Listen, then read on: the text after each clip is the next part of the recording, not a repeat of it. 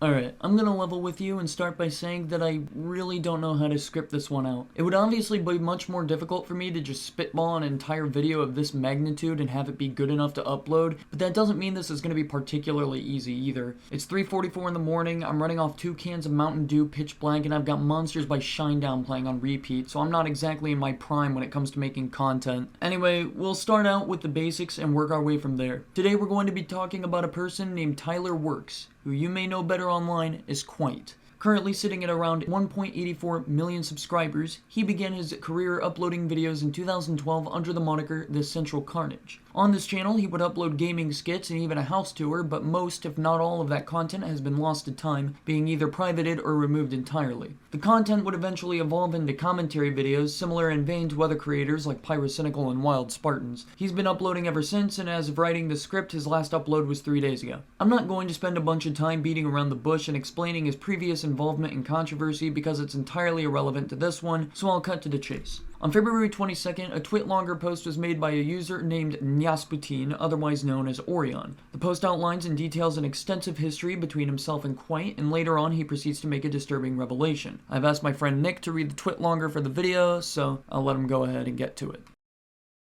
Hello. I never felt that I could come out about this, and I've struggled with this for years before writing this. And I doubt it'll be anything close of years after I write this that this will ever be released. But in the case that you are reading this, I have to come out and lay what has happened to me. I was raped by a man known as the YouTuber Kwite in February of 2018, and had been in an extremely toxic friendship / on and off relationship with him since 2017.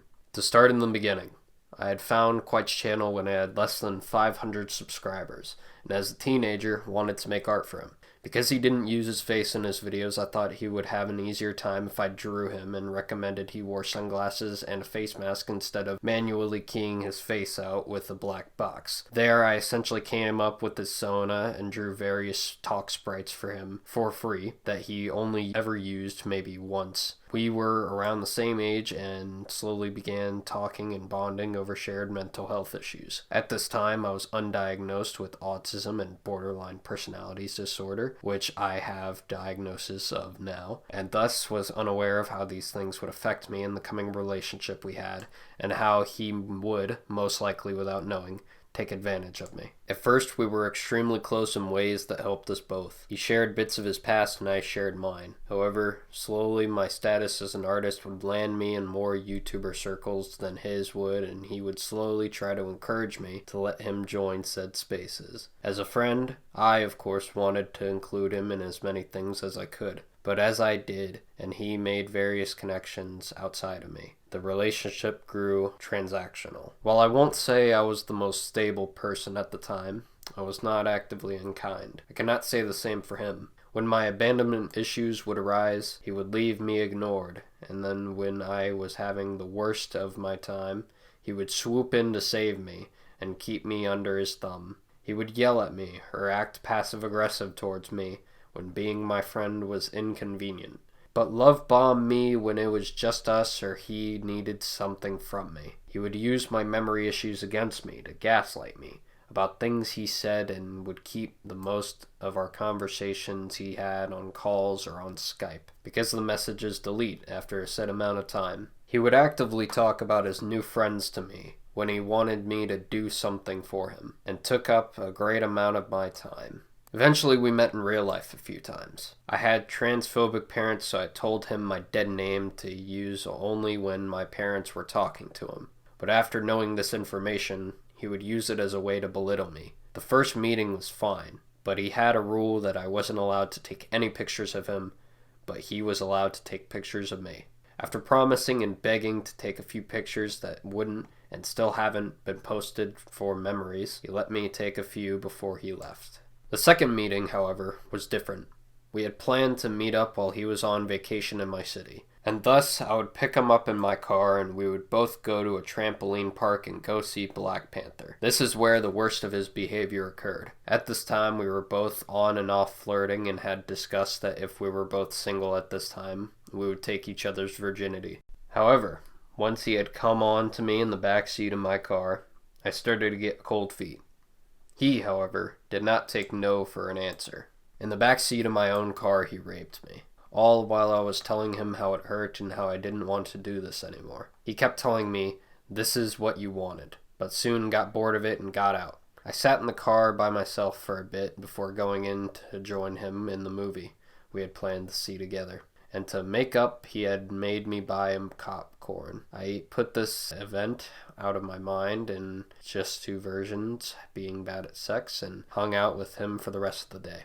As he was still one of my closest friends, I have a video with him to prove that we were together at this time, that I was unable to post for myself after begging him to take pictures with me because we were friends. A few months later, once he had gained quite a few more subscribers and larger YouTube friends, did he start to ghost me more and more often. All while I was having a BPD episode. Got to the point where he called me to cut me off, and in our fight he called me a dyke who thinks she's a boy and will never be. This extremely hurt me and caused me to spiral more. I almost needed to be institutionalized, but thankfully for my social support system, I wasn't. Months passed, and when I tried to come out about the emotional abuse I suffered, I received harassment from his fans. I received calls to my house to tell me to kill myself, furthering my poor mental health. Eventually, however, it subsided, and through a turn of events, I was able to set up a call to reconcile with him. In this call, he tried to gaslight me further, claiming that I had led him on,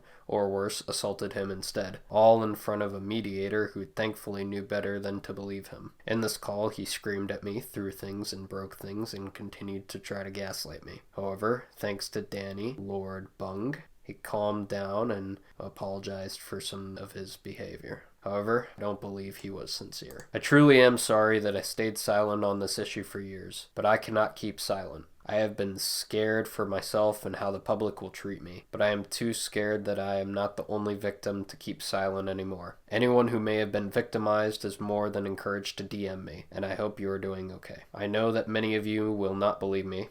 I don't care anymore. For those who do, thank you for your ear, and I hope that you stay safe.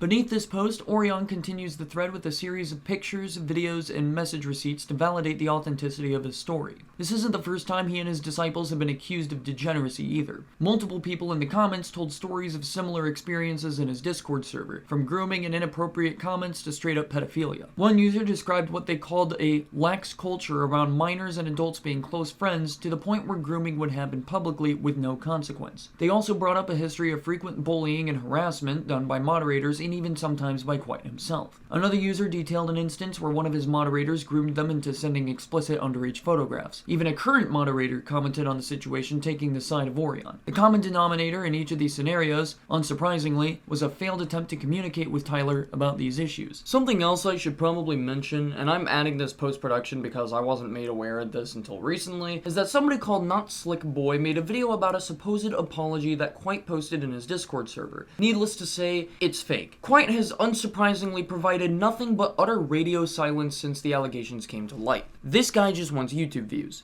At the end of the day, the burning question on everyone's mind is of whether or not these allegations are true, and if Kwite truly is the manipulative abuser they make him out to be. Of course, we can't have a verdict without definitive proof, but my guess is that he's probably guilty. I mean, it certainly doesn't help that he's gone into full-on damage control mode, turning off his Discord server invites and rendering every other link to it invalid, as well as scrubbing messages between himself and Orion. Yes, Tyler, because this is the behavior of someone who's innocent. One last thing I want to mention, and I think this is pretty crazy, is that I actually met Nick through Kwite's Discord server about 5 years ago. I think that's absolutely insane. Anyway, do you guys think Kwite is innocent or guilty? Let me know in the comments. I don't want to ask for likes or subscribers in this video because, given the subject matter, that would just feel kinda wrong. I do want to say that I'm sorry if this video came out a little disorganized or unpolished or short. I just felt like making it, giving my thoughts on the situation. I'm just gonna go. You guys have a good day. See you.